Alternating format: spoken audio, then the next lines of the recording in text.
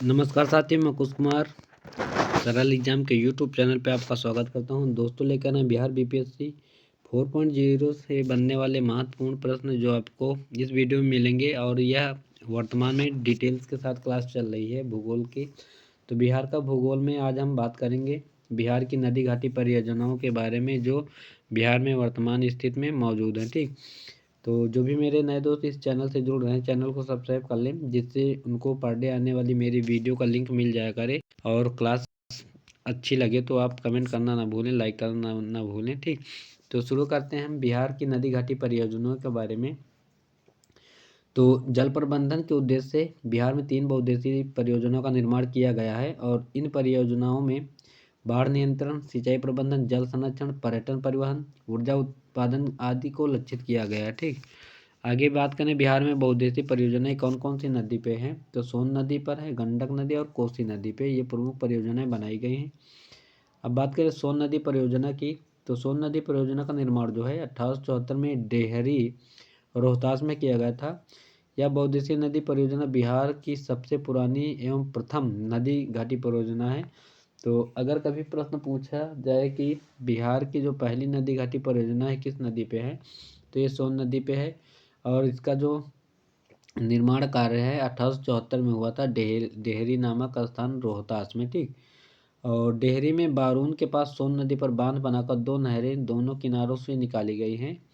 इसमें से एक पूर्वी सोन नहर है और एक पश्चिमी सोन नहर। तो पूर्वी सोन नहर के बारे में बता दें, तो इस नहर से औरंगाबाद, गया, जहानाबाद, अरवल, पटना तक सिंचाई होती है, और पश्चिमी सोन नहर से आपका रोहतास, कैमूर, बक्सर, भोजपुर आदि जिलों में सिंचाई की जाती थी।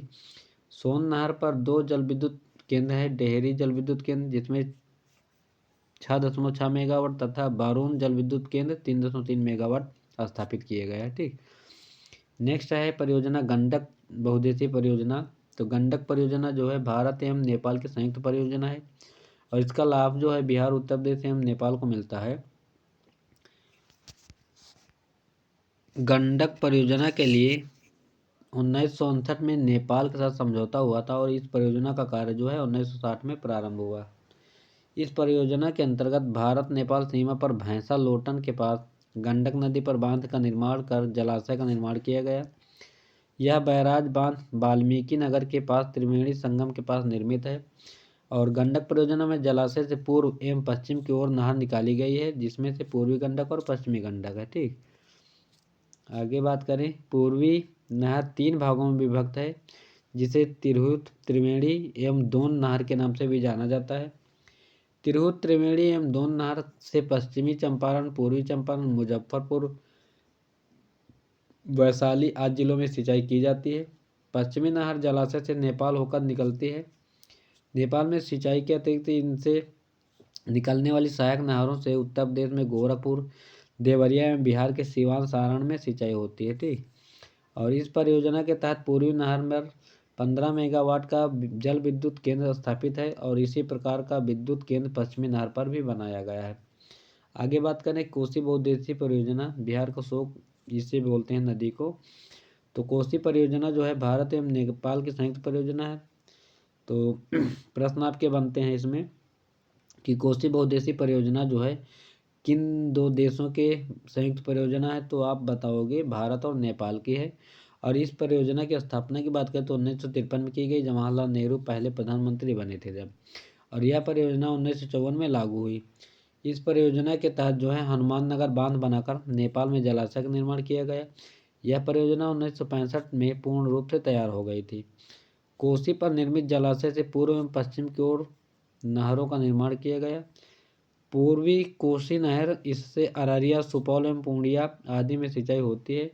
पश्चिमी कोसी नहर, इससे दरभंगा, मधुबनी, सुपौल एवं बेगूसराय आदि में सिंचाई की जाती है। ठीक, अब बात करें जलप्रपात की, तो जब नदी की ढाल में अकस्मात परिवर्तन आने से नदी तीव्र वेग से पहाड़ से नीचे गिरती है तो उसे जलप्रपात कहते हैं। और बिहार के प्रमुख जलप्रपात के बारे में बताएं जलप्रपात, तो ककोलत जलप्रपात है, ये आपका नवादा में पड़ेगा।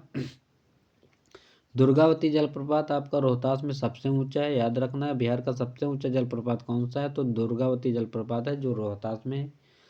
कर्मनाशा जलप्रपात आपका बक्सर में पड़ेगा, कर्मनाशा नदी बिहार में। ठीक। धुआं कुंड जलप्रपात जो है सासाराम रोहतास में है। मंझर कुंड जलप्रपात आपका सासाराम रोहतास में है। और जियार कुंड जलप्रपात ये पड़ेगा बिहार के भोजपुर में। और तेलहर कुंड जलप्रपात ये पड़ेगा कैमूर में। ठीक। और आगे बात करें बिहार की प्रमुख झीलें कौन कौन सी हैं, तो कांवर झील है सबसे पहली, वो रामसर साइट है बिहार की। कांवर झील बेगूसराय में है।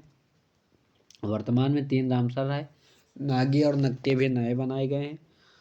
घोघा झील जो है कटिहार में पड़ेगी। और कुशेश्वर झील आपका दरभंगा में है। घोड़ा कटोरा झील राजगीर नालंदा में पड़ेगा। अनुपम झील है कैमूर में। और सिमरी झील है पड़ेगा सहरसा में।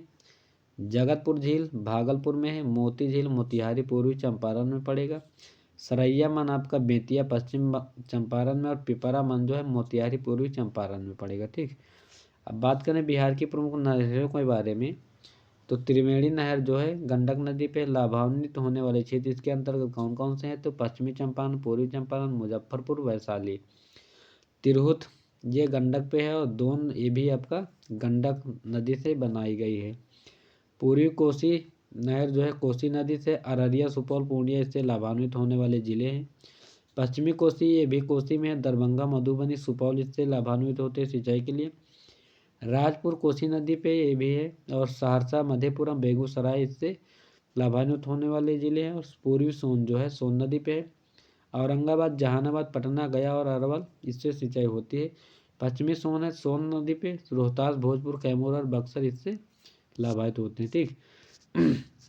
बिहार के प्रमुख गर्म जल कुंड के बारे में बताएं, तो राजगीर में कौन कौन से हैं, तो ब्रह्मकुंड बिहार का सबसे गर्म जल कुंड है, इसको याद रखना। सप्तधारा है, मखदूम कुंड है, गोमुख कुंड है और सूर्यकुंड, नानक कुंड।